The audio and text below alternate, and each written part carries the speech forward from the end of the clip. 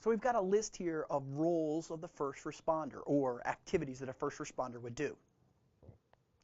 Now, here's the difficulty that we run into. This is company specific. Could you make a first responder do all of this? Maybe.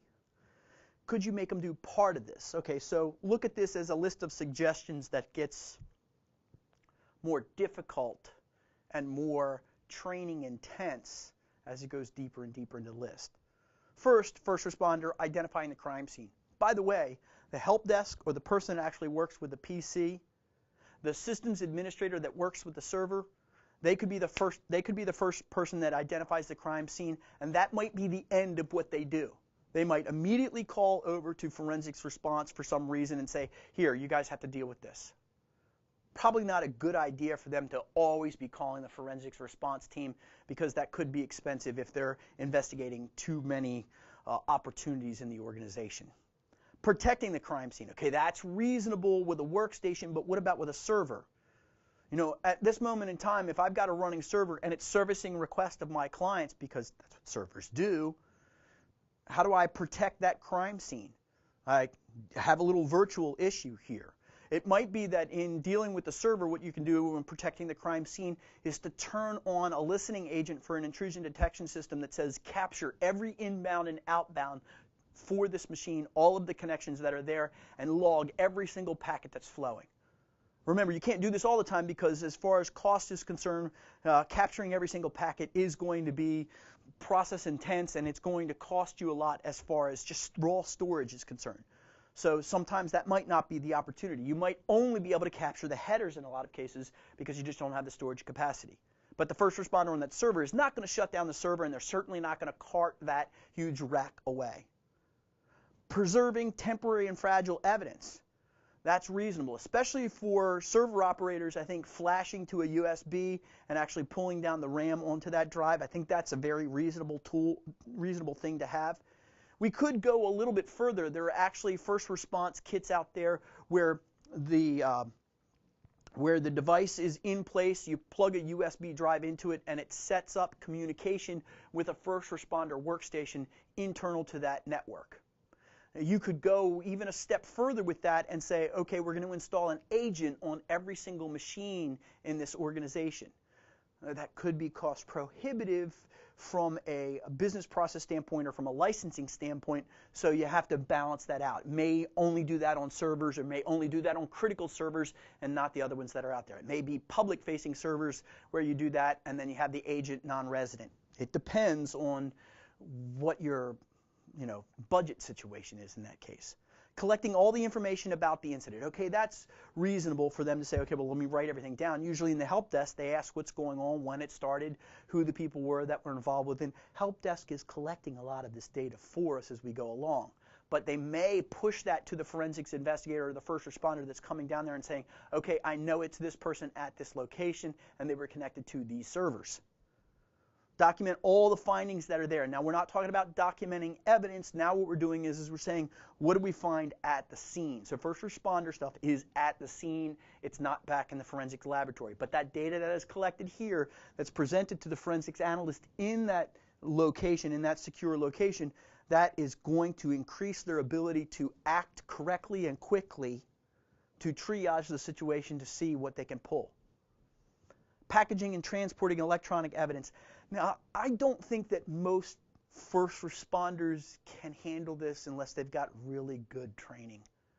This may be that you have a large forensics team where you have a senior forensics investigator and you have somebody who is a photographer at that particular location and somebody that actually collects evidence that has no idea how to process it. They may be part of a larger incident response team and forensics team where they're the first person. You're the rookie and you're the one that's actually helping them out. So all you do is tag it and bag it and send it back and make sure that you do that correctly. When we're talking about cell phones, one of the things that we have to deal with is the fact that there are emanations from this particular device. There's signals being sent to and transmitted and received from this particular device. So it may be tagging and bagging. In this case, is to shove it into what's called a Faraday bag or a Faraday cage. We'll talk about this later. Okay, so remember, untrained people that do first responder basics, they usually muck up the evidence, so we want to stop them from doing that and say, hey, let's go a little slower here. We also have to deal with the workplace or the office and make sure that we can maintain the integrity of the crime scene in a lot of cases. And I know if it's an end user's PC, that's pretty easy to do. If it's a server, it's pretty difficult to do. Qualified forensics people are going to do the collection and recovery of data unless the person is well trained for the purpose. That shoving that USB drive in, probably the ones that actually pull the data dumps off of them, they're pre-programmed so that they could do that, and that's all set up by the forensics expert and then trained to that individual first responder. So be careful about collecting the evidence. If your individuals are trained for that, I think that's a reasonable thing to do. Otherwise, be careful. So you're doing a little bit of forensics training for your regular staff. When we're talking about information present inside the collected electronic device, it's all evidence at that point. So treat everything that's going on as evidence, including screenshots and taking pictures of the screen. Let's talk about how forensics and incident response interact. So the IR is incident response. So they're still securing and evaluating the crime scene. They may deal with the warrant, planning the search and seizures, the initial search and seizure, and then also health and safety issues. We're dealing with electricity here, and I don't know if you've ever been shocked by a plug before, but it's not a pleasant experience. Inside of some current computers, there are capacitors that can send pretty sharp shocks through people. So we have to be careful about how the evidence is presented or how the evidence is collected, because even though you pull the power in some cases, you still could get shocked by the machine. So securing and evaluating the scene, one of the first things that you want to do is you want to say, what is our policy? What are we allowed to do? What are we legally allowed to do? Because that causes a lot of problems for people. They do something thinking that they're doing something in the best interest, but it's not inside the policy, and then the evidence that is collected later on is worthless because it's not part of the procedures that are followed. Also, verifying the type of incident. Usually first responders, when they're looking at this, they don't have much of a clue, and they say, okay, we lost the ability to operate this computer, and that's kind of the end of it. It may be that they're verifying the incident by looking at packet decodes. It could be a network administrator that says, hey, this machine's being overwhelmed at this moment in time. I see that by looking at my network dashboard. Next thing is if we're going into a place where there's adversaries or potential adversaries, it needs to be safe for that person to be there. If I'm hunched over my computer and I'm looking at everything here, and I'm hunched over somebody else's computer and looking at everything here, and that person doesn't want me doing that, I could be attacked. So working teams is usually a good idea if you can do that.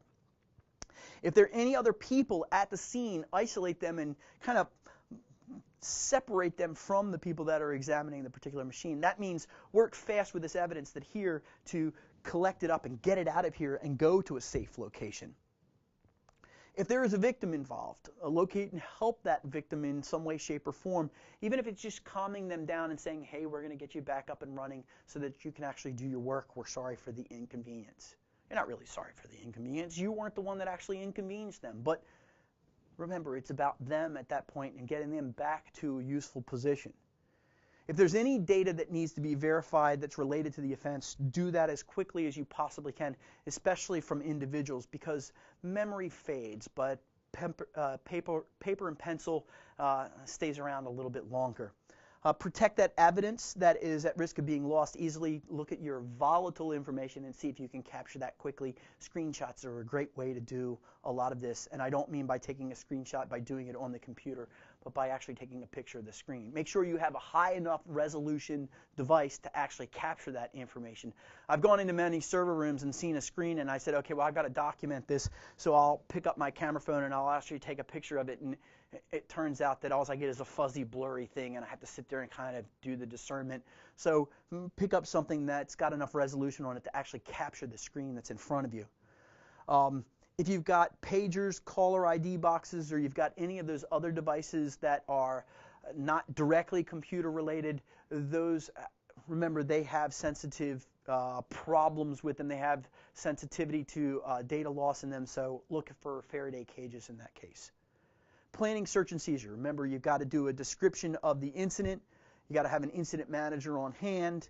Figure out what the case name is, and so they're actually going in as first responders to go to that location of the incident. They need an accurate location. It's one thing to give somebody a street address, but when you're dealing with large buildings, you're going to have to give them a street address, a floor, an office number, maybe even GPS coordinates that can help out in this case. Again, in the search and seizure, make sure that you've got the correct jurisdiction, and especially in a relevant jurisdiction, when you're dealing with a federal case versus a state case, it may be that two different law enforcement agencies are at work here. You may get a seizure for state, and it may be that there's an injunction against your seizure coming down from the federal government. So they've got to play nice together, and that's not your job to deal with most of the time as the incident responder, but you have to realize that it may be coming at you. Also, make sure that you know what you're seizing. Make sure that you know what your scope is, and that requires, as an incident responder, that you teach them to say, hey, look for the warrant here, and actually before they take the equipment, say, let me read the warrant at this point. You're not doing something horrible. You're actually saying, okay, is this in scope or not in scope? I'll switch over to health and safety. Remember, we have to protect the people that are involved in this, even if we're part of the team. We may have to look around and say, hey, look, you go ahead and bag it up. I'll document the scene, but I'll be watching out for somebody else coming around. So they have to, those health and safety requirements here at the scene are more about being attacked by somebody, but when you're back in your forensics lab, make sure that you've got the simple things in life, like good quality of air, good lighting, all of the things that you need to survive as a human being. There should be health and safety monitoring put in place back inside of your lab, and sometimes we can go from the digital forensics to the regular crime scene forensics, and it may be that we use a way to protect ourselves from contaminating the evidence by putting on latex gloves. Okay, a couple of questions that we should be asking as the first responder incident response person. Simply, what happened? Who's the incident manager at this point? It may be you. What kind of case do we have? What's the title of this? Do we have any of that documentation? Where is this located? What's the location of this? Figuring out that jurisdiction is a big deal. Figuring out what's being seized if you're doing the search and seizure part of it. What other work needs to be performed at the scene? Traditionally, this is actually looking for those other pieces of evidence at that crime scene, those USB drives that may be hidden somewhere else. One thing is, in search and seizure, we have overt versus covert. So overt, everybody knows you're coming. That's the way it is. Covert, nobody knows you're coming, and it's the element of surprise. In those cases, as an incident responder, as a first responder, again, protect yourself.